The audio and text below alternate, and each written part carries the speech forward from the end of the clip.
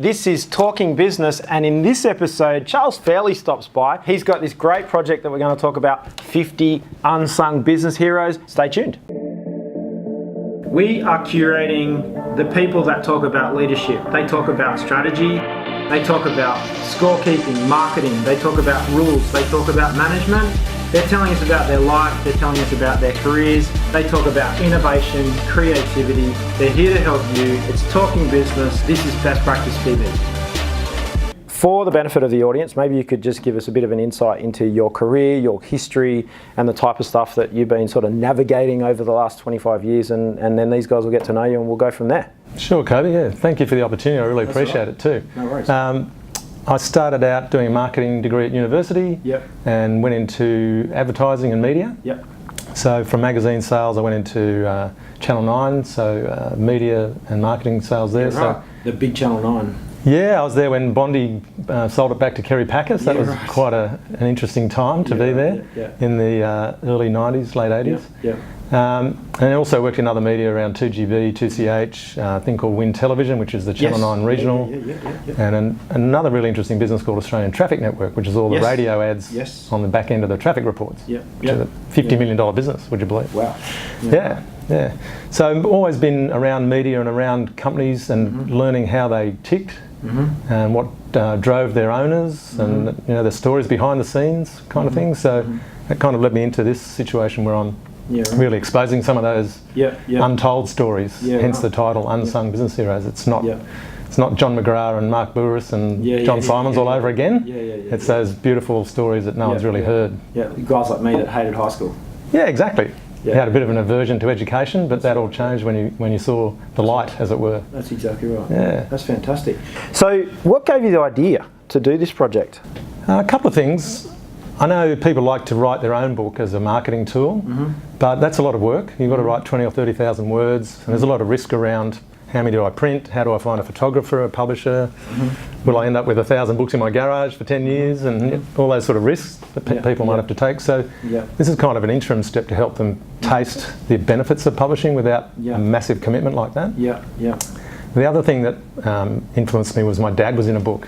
But yeah, that was the idea that came from that just a chapter about each person and each business could go into one book of 50 people and they get all the same benefits but without all that expense and risk. And absolutely. That's absolutely fantastic. And I put it out to a few people and they were pretty positive about it, and so we published that end of 2015 and Scott Morrison came to the launch and spoke about jobs and growth and innovation and entrepreneurs and all that good stuff.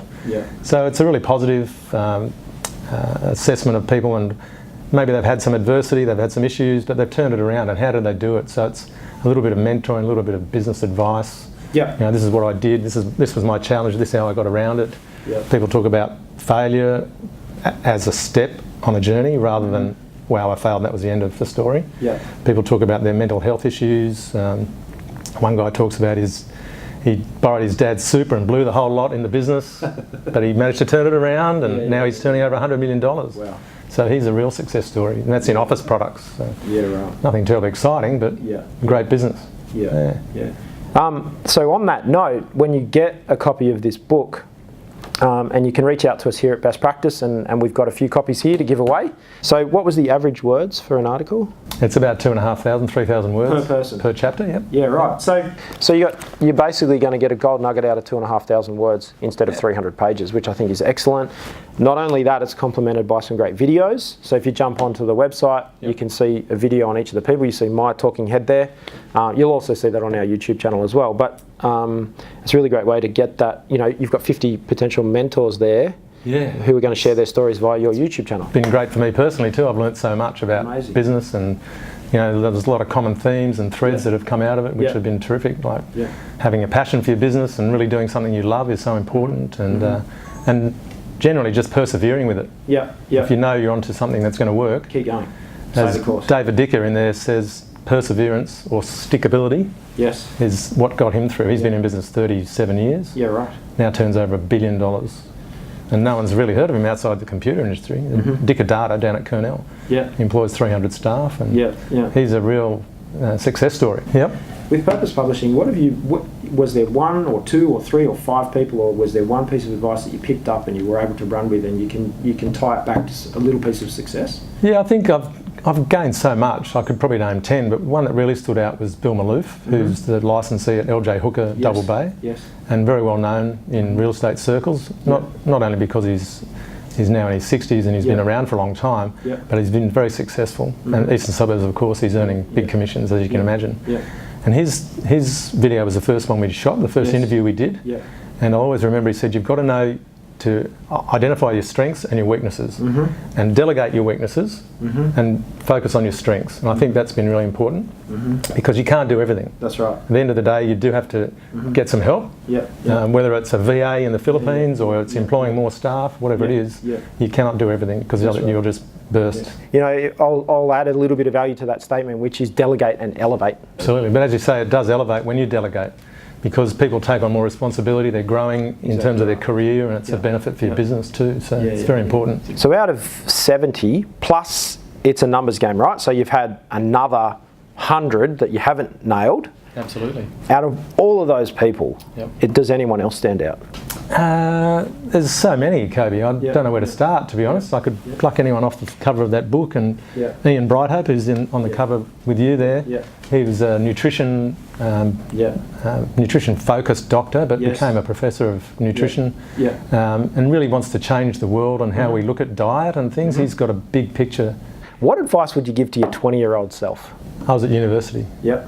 And still not sure of what I wanted to do. And I think that takes me back to saying, make that decision, which we were talking about a couple of minutes ago. Don't procrastinate.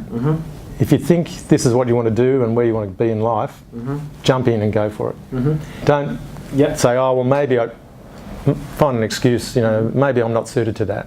Or maybe I should wait till so-and-so does it first and I'll see what happens. It's got to be you, and it's got to be fully committed. There's all sorts of great stories in there.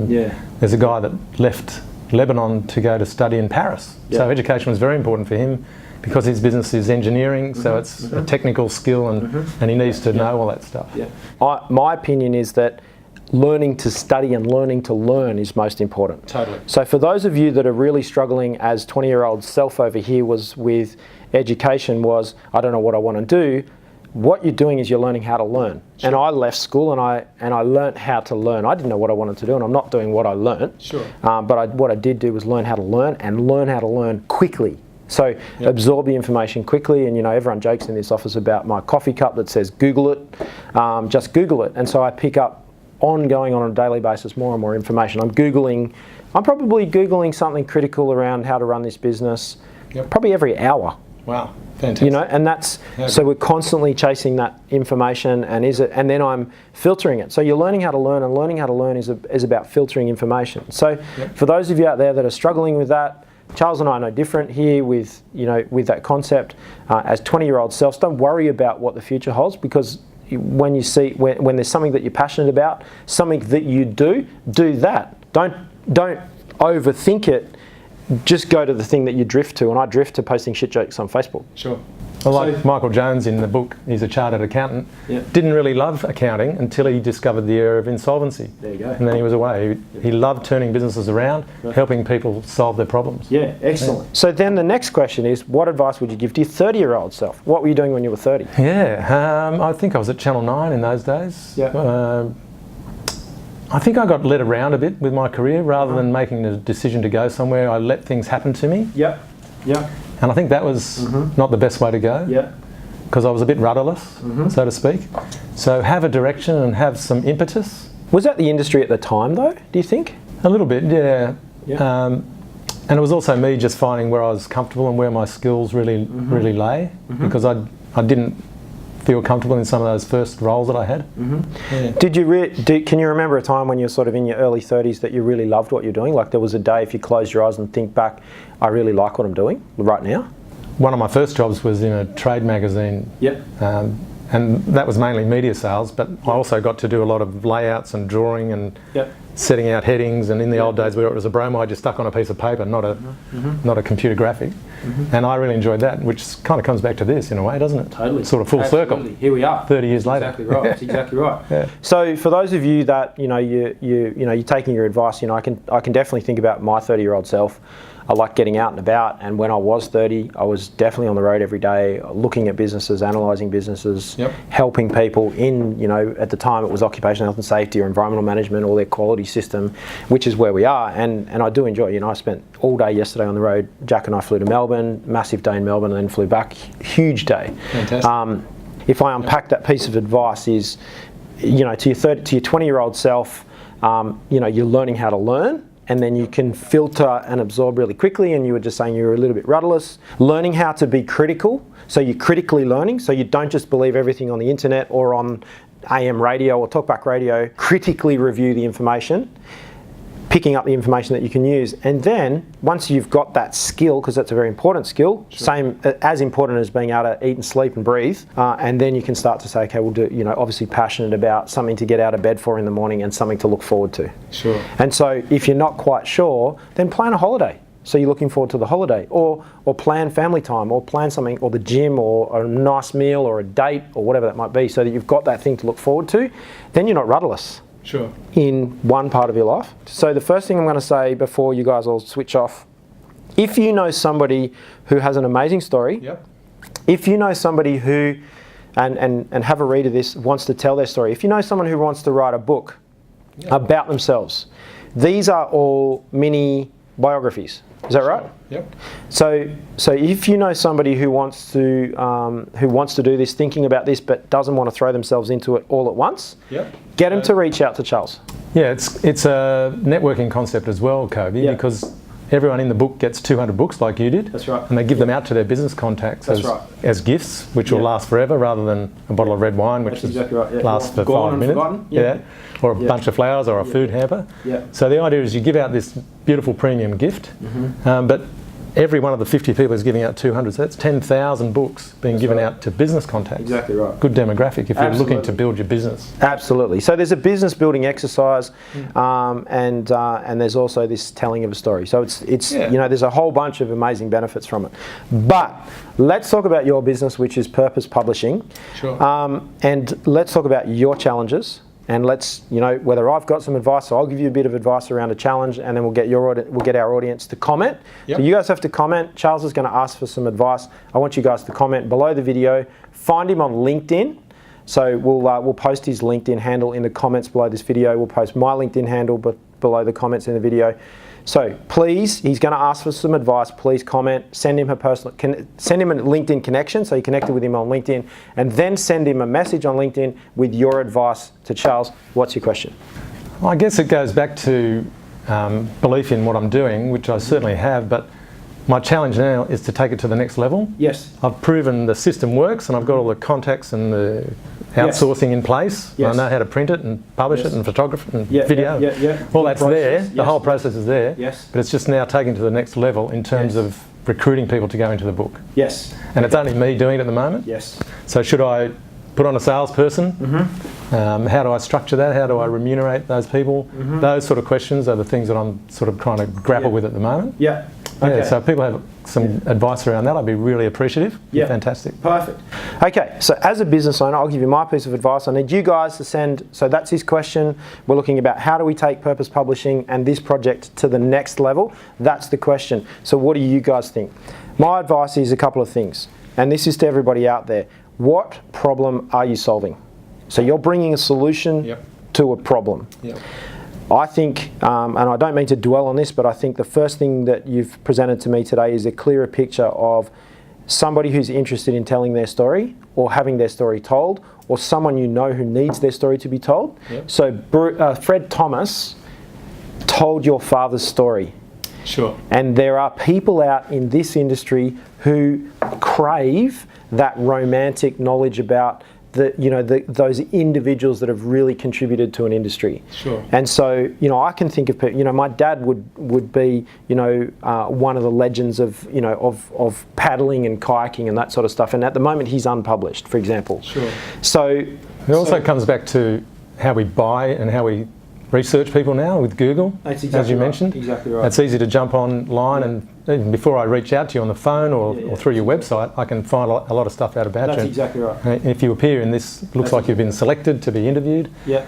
There's all that, but it's also about people now buy from people. Mm-hmm. It's not B2B, it's H to H, human to human. Yes, yes. So getting to know that story behind the business, behind the person who started the business is really important because that's how you engage now. So Charles' advice is the solution that you're bringing is a human-to-human transaction, which I think is excellent. I think the other piece of business advice I've got for you is to think about there's horizontal integration, and then there's vertical integration. And if we talk about growing the business, we can have more new customers by the same thing. Sure. We can have new customers by the thing that we've got. Mm-hmm. So you're growing your business by having new customers by the thing. Yep. Now, I think there's also an opportunity because you've got, and this is classic business, right? That it's cheaper to sell to existing customers, than to new customers. Because it costs money to find them. Correct. Sure.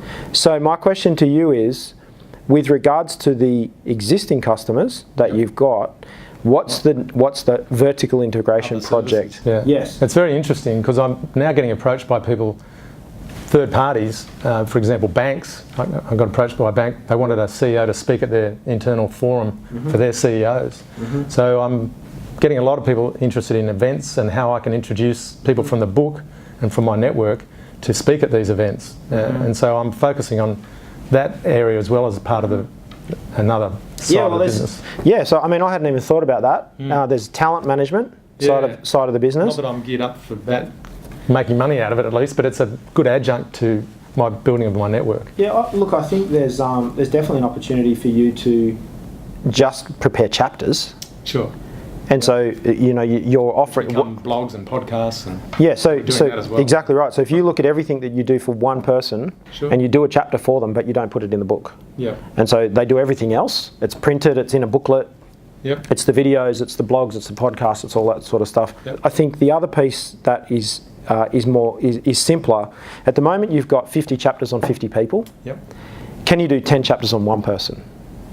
Sure. And so that is the existing 70 people and saying, are you interested in taking, you know what this whole project cost, you know what your potential profit margin could be, can you do one project with one person? Sure. In fact, we've had a lady who's in this book go on to write her own book. Mm-hmm. And since then she's won all sorts of new contracts, but also been acknowledged as one of the top 100 project managers in the world. Mm-hmm. She's the only lady to speak privately at NASA, for example, so she's a real standout. Wow. Which this book opened a lot of doors for that to happen. That's right. Yeah. So that, from Purpose Publishing perspective, we talk about, can you take me through the three auths? Yeah. Yeah. Or authorship. Authorship, yes. Being put in print. Yeah. Leads to, plus authenticity. Yes. Leads to authority. Yes. And that's the AUTH, which is common amongst those three words. Which is Latin? Comes from the Latin of educating oneself and delivering oneself. Yep.